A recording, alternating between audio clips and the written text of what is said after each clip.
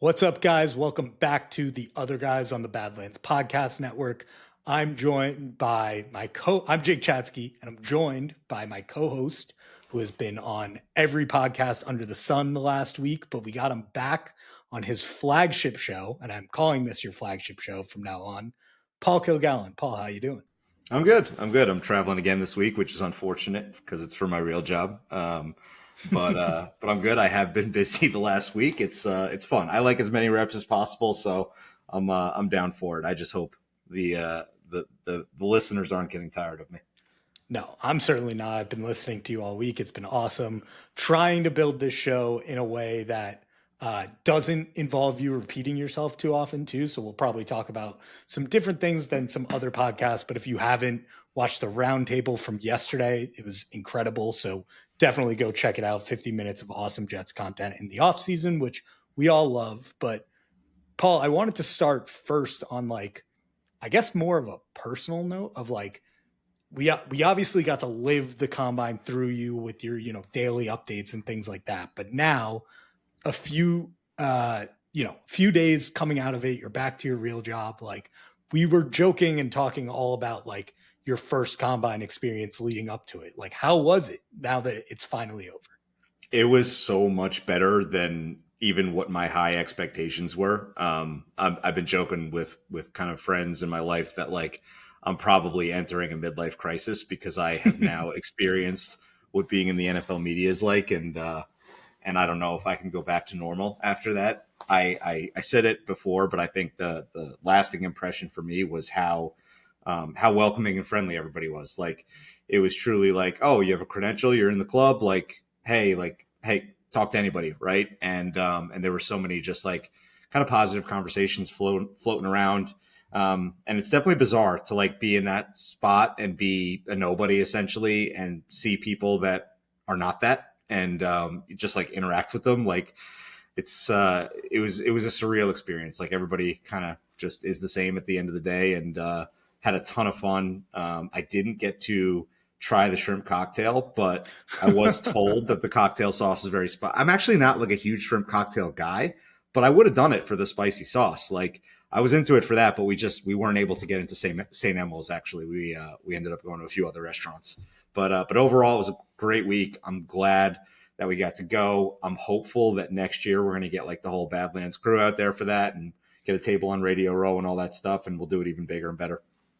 That's awesome. And I know we talked already about you seeing Aaron Glenn on the flight, but as sports media inside baseball, who was the person that you were most starstruck to be running into on the streets of Indy or talking to at a bar? Was there anyone that you were like, holy shit, that guy is actually right there?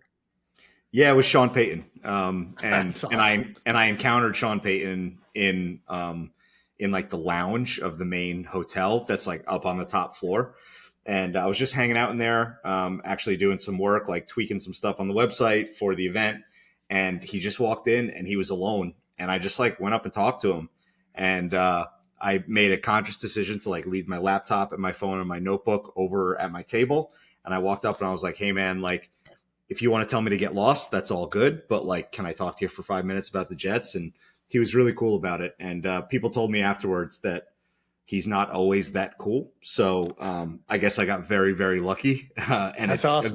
it's a good thing I didn't know that before I asked him, because I probably wouldn't have asked him. He must have liked your approach. I guess he was just down to talk some ball, and you seem Yeah. like not a reporter, which he was very Yeah. probably hyped on. That's awesome, man. I'm glad you had a great time. Well, we will dive in a little bit now into some actual Jets news, some free agency discussion. But we wanted to start with something that we're bringing a new segment to the show, working title and name. But we're calling it for now, Please At Us, because we want to, make the fans and the people who listen more part of the show. And we got some really good comments on our last episode that made me think and made me question some of the things that we brought up. So I wanted to share them now and then talk a little bit about, answer some basically feedback. But so this initially was from Paul Taylor on the Patreon. And this was based on our discussion last week about Garrett Wilson and Sauce Gardner and who should get an extension first. He says, I love GW, but I was curious to hear the evidence he would provide that he's above the $30 million class wide receiver. He'll likely get it because we're desperate to keep offensive playmakers, but I'm not sure the evidence bears it out. Requires some projection, which I'm totally good with. Just a thought that crossed my mind. Uh, Alex then followed up and said, I was thinking similarly. In my opinion, Sauce is a better player than Garrett at this point. If you take out all the personality stuff, he's the one who made all pros and played at a truly NFL elite level. I get the other side trust point, but I don't think the squeaky wheel automatically deserves the grease. Hopefully, both are Jets for a long time. Nice episode, lads. So, first off, awesome that people are commenting and engaging with the content. We're big fans of that. Couple of things. First off, I think both very valid points. Paul, also named Paul, went back and looked up Garrett's stats after that, and he was like, actually, he's like top 10 in yards and catches and receptions. So I think he realized that some of the stats we were looking at do bear him out for being the 30 million level. I think also when we were talking about it, and I wish I new segment. I'll get better at this over time. I wish I went back and like really listened to what we were saying as I was preparing for this week's episode so I can make sure I get the quote right. But I think, and Paul, correct me if I'm wrong, we were sort of talking about like market value when we were talking about the type of contract that Garrett would get. I also think, by the way, this was a big note that I saw today. Like the Jets are in more of an urgent need to get that done because you got guys like Jamar Chase who are about to reset the market and take it to a whole nother level that'll give Garrett like way more leverage than he even has right now. So I think that even goes into adding into the $30 million criteria. But Paul, any thoughts on like the money and what we were saying for Garrett Wilson's next contract value? Yeah, so we were saying basically that he's not Justin Jefferson, CD Lamb, but he's kind of in that next group, and that next group sits right at 30 million, right? So the one that I went back to and looked at was Brandon Ayuk, and Brandon Ayuk has had 2,000-yard seasons. He had two before that where he was in like the 700-800 range, and then he had the injury shortened season last year. Brandon Ayuk averages 1061 per 17 games.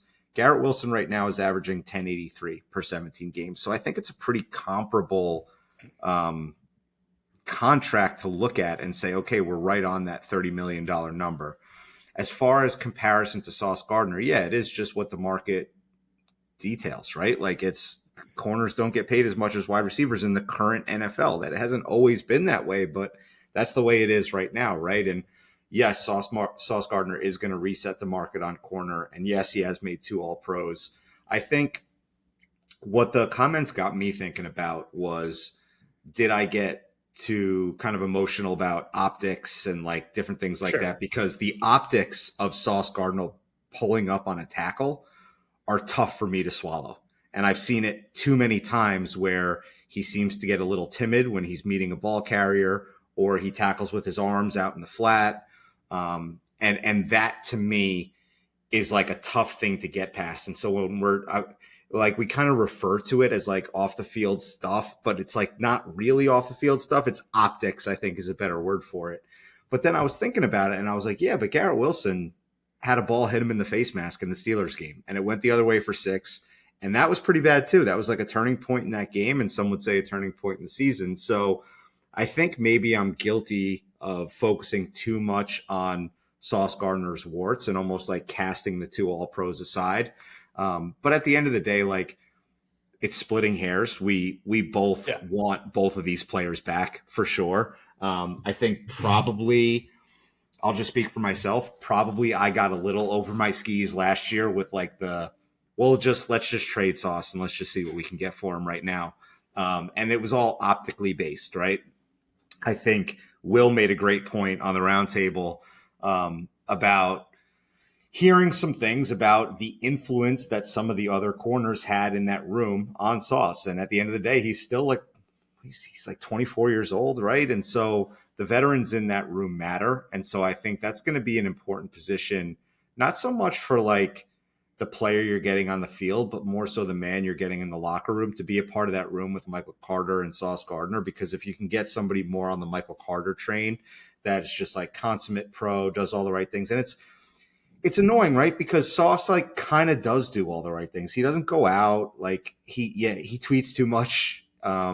I have no problem with playing video games. But like, he's not a bad guy or anything like that. But I think that just like the attitude of being part of a team, if we can get some of the right guys in that room, that could hopefully shift a lot of those optics back in the right direction. But I think that's where we were headed kind of with those two contracts. It's like it's market value and it's optics. Yeah, and I think to be fair too, Sauce has been very vocal as of late about wanting that Jets extension, which exactly like the same things we were saying about wanting Garrett Wilson saying all the right thing in press conferences, even if there has been like smoke and leaks about him wanting out lately. Like Sauce has been very vocal about wanting to be here. Cornerback's also a more volatile position than wide receiver. Not that we expect Sauce to take a massive downturn, but I think in terms of Sauce, who has been surrounded by a Jets defense that has talent on it with, the front line, not necessarily last year, but the year before was one of the best defensive fronts in all of football. He's obviously had a stellar running mate in DJ Reed for his entire time being a Jet. I think Garrett Wilson, on the other hand, has been like a bright spot amongst turmoil and has succeeded in the face of, horrific quarterback play for the most part during his Jets tenure. So I think probably all of those factors combined with like this guy said, when you take emotion out of it, Sauce has been the best player. That's true. I think we were pretty heavily evaluating some of the emotional and ephemeral stuff that went into weighing those two players, as GMs will do. But I think at the end of the day, you said it best, like hopefully both are Jets for a very, very long period of time. And speaking of the emotional side of things, like you have one player who's on Twitter saying, I want to be a part of this team for life. And you have another player who we have not heard from for a long time. For sure. And there were trade rumors, there were demanding trade rumors. And I wonder if part of it too is like, you want what you can't have as fans, right? And so like the threat of Garrett Wilson going away before we've even really gotten to see how good he is, I think that probably makes fans react in like you dig your claws in real quick. And we're like, whatever we got to do, pay him $40 million, right? Like, so I definitely can see that side of it too. And on the contract thing, like off the top of my head, I didn't do any research on this, but like I can think of a couple pretty bad corner contracts. Like Nnamdi Asamoah's obviously the gold standard in that department, but like the second Revis contract was pretty bad for us. I think the latest Jalen Ramsey contract I think is a little ugly. Receiver contract. I'm trying to think of like bad receiver contracts. Like I think the last Dez Bryant contract was not really worth the money. I think Demarius Thomas got a big contract in Denver that wasn't great, but like I don't think it happens that often with receivers. I think there's like a middle tier of receivers that get overpaid when they hit free agency, because like if you're a guy that hits free agency, like, there's a reason your team's not keeping you around or didn't sign you to a long-term extension. And then the market value is what it is. And because you're a free agent, like that's how that number inflates. And I think, not to knock on anyone who I think is a good player. Joe's talked about him coming on to the Jets, like a player like Christian Kirk, from the value of hitting free agency at the time that he did, probably got overpaid. The other thing I'll say about your corner contracts is a lot of those guys were near the tail end of their careers, as opposed to Sauce, where this is his first big deal. Like a player I feel much more comfortable gambling on than like a second contract Revis or third contract Revis, even with the Jets. But all that to say is we hope these guys are both Jets for a very long time. Switching gears to free agency a little bit, we're going to do a